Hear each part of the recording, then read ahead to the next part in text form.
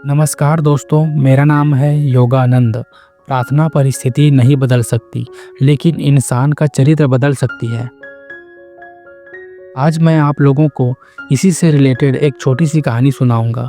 एक समय की बात है, एक पंचायत में 11 गांव आते थे, जहां पिछले कई सालों से अकाल पड़ा हुआ था, सूखा पड़ा हुआ था। 11 गांव के सभी लोग परेशान थे और बार बार सरपंच साहब के पास जाते थे और उन्हें कहते थे कि कुछ करवाइए। सरपंच साहब उन्हें हर बार कहते थे, सरकार जितनी मदद कर सकती है उतनी कर रही है, अब क्या किया जाए, अगर बारिश नहीं हो रही है तो। फिर किसी ने उन्हें सलाह दी कि यहाँ से 100 किलोमीटर दूर एक मंदिर है, जहाँ एक प्रसिद्ध पुजारी जी रहते हैं और वे एक हवन करवाते हैं। अगर हम सभी उनसे मिलकर वर्षा लाने वाला हवन करवा देते हैं तो हमारे गांव में भी वर्षा अवश्य होगी। लेकिन आपको वहां जा करके उनसे मिलना पड़ेगा। फिर 11 गांव से कुछ लोग इकट्ठा हो करके बस से वहां मंदिर पहुंचे। फिर वे सभी पुजारी जी से मिलते हैं और उनसे कहते हैं कि हमारे गांव में कई सालों से सूखा पड़ा हुआ है, बारिश नहीं हो रही है। फिर पुजारी जी ने कहा, चिंता मत कीजिए। फिर पुजारी जी मुहूर्त निकालते हैं, तिथि बताते हैं, समय बताते हैं और कहते हैं कि इस तारीख को आप एक काम कीजिएगा, हर एक गांव से एक एक प्रतिनिधि मेरे पास आ जाइएगा, हवन करवाया जाएगा, देखना आप सभी के गांव में वर्षा जरूर होगी। 11 गांव के लोग बड़े प्रसन्न होकर जा करके अपने गांव में ढिंढोरा पीट देते हैं कि बारिश होने वाली है, हवन होने वाला है। उसके बाद फिर बारिश की जो तिथि थी, जो मुहूर्त था, जो समय था, उस तय समय पर सभी लोग वहां पहुंच गए। बस में बैठ करके वहां मंदिर तक पहुंच गए। फिर 11 गांव के लोग जब हवन में बैठे तो पुजारी जी की दृष्टि एक व्यक्ति पर विशेष थी, बार बार उनको देखे जा रहे थे।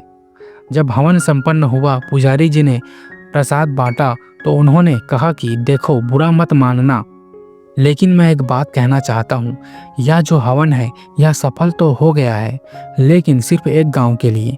बाकी के लोग घबरा गए कि आप ये क्या कह रहे हैं, 10 गांव में बारिश नहीं होगी, सिर्फ एक गांव में बारिश होगा, ऐसा क्या है उस गांव में। पुजारी जी ने कहा कि ये जो भाई साहब आपको दिखाई दे रहे हैं, सिर्फ इनके गांव में बारिश होगी। लोगों ने उस व्यक्ति की तरफ देखा और कहा, इनके गांव में ऐसा क्या है। पुजारी जी ने कहा, ध्यान से देखिए अपने साथ क्या लाए हैं। लोगों ने कहा, छाता लाए हैं। पुजारी जी ने कहा, बस ये छाता लाए हैं क्योंकि इन्हें संपूर्ण विश्वास है कि इनके गांव में बारिश होगी। जब ये जाएंगे तो इनके गांव में बारिश होगी, इसलिए इनका हवन सफल होगा, क्योंकि इनको पूरा विश्वास है। आप लोगों को तो भरोसा भी नहीं है कि बारिश होगा। आपको तो लगा कि किसी ने कह दिया है कि पुजारी जी हवन करवाते हैं, मंदिर में चले जाते हैं, देखते हैं, कोशिश करते हैं बारिश होता है कि नहीं होता है। लेकिन इनको लगा कि यह एकमात्र उपाय है और यह उपाय अगर सफल हो गया तो सब कुछ अच्छा होगा। इसलिए हवन में तो 11 लोग बैठे थे, लेकिन सिर्फ एकमात्र व्यक्ति ऐसे थे जो संपूर्ण भाव से, संपूर्ण विश्वास के साथ बैठे थे। आप देख लेना, आज सिर्फ इसी के गांव में बारिश आएगी, बाकी लोग प्रतीक्षा करनी पड़ेगी, बाकी लोगों को प्रतीक्षा करनी पड़ेगी। वह 11 गांव के लोग पुजारी जी को प्रणाम करके चुपचाप वहां से चल दिए और रास्ते में बात करते करते जा रहे थे कि ऐसा थोड़ी ना होगा कि बारिश आ जाएगी। जब वहां पहुंचे तो सबसे पहले उसी भाई का गांव आया जिसके लिए पंडित जी ने कहा था कि छाता लेकर आया था। जैसे ही वह बस से उतरा वहां बारिश शुरू हो गई। 10 के 10 लोग अपने अपने गांव में बस से उतरते चले गए, लेकिन किसी के गांव में भी बारिश नहीं आई। सिर्फ एकमात्र व्यक्ति के गांव में बारिश हुई, क्योंकि प्रभु भी कहते हैं कि प्रार्थना से परिस्थिति नहीं बदल सकती, लेकिन चरित्र बदल सकता है।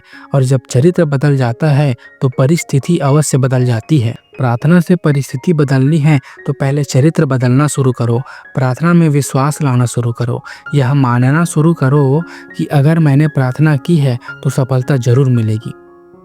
हम में से बहुत सारे लोग मंदिर तो जाते हैं, लेकिन छाता ले जाना भूल जाते हैं, मतलब विश्वास करना भूल जाते हैं।